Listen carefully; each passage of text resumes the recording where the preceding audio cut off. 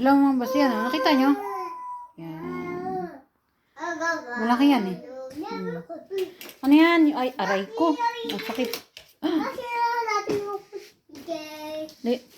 Oops.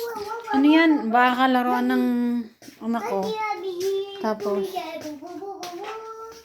bumili ako ng sa Amazon ng pang-street ng bakal. Oh. Tapos, di na-street na siya. Tapos pinasok ko dun sa loob.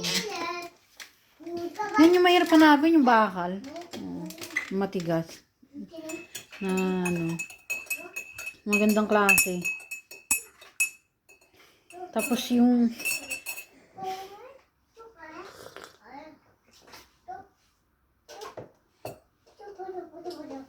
naisip kong plano sa sa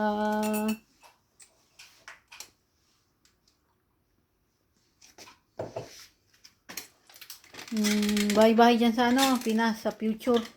Yun di kuryente yun. Tapos, kailangan ko may mga kasama.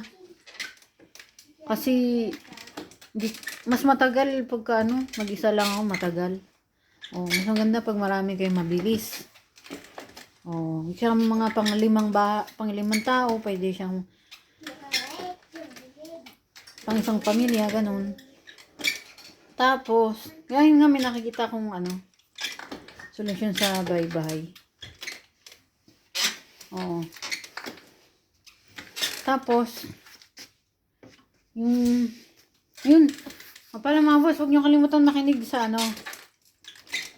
sa sermon ni Father. Oo.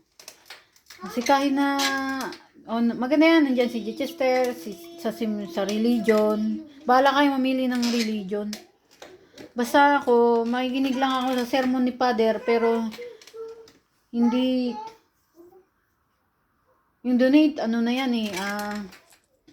give na yan. Oh, lang naman yan. Give na yan. Wala naman libre ngayon eh. Alam nyo na, gets nyo na yan. Oh.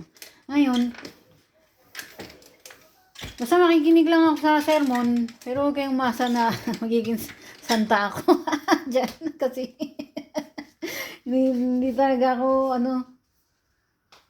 hindi, nakikinig lang ako. Oh. Yun lang mga boss, huwag niyong kalimutan, pag may time, sobra, kinig din kayo sa sermon ni Father. Oh. Yun lang mga boss, ciao.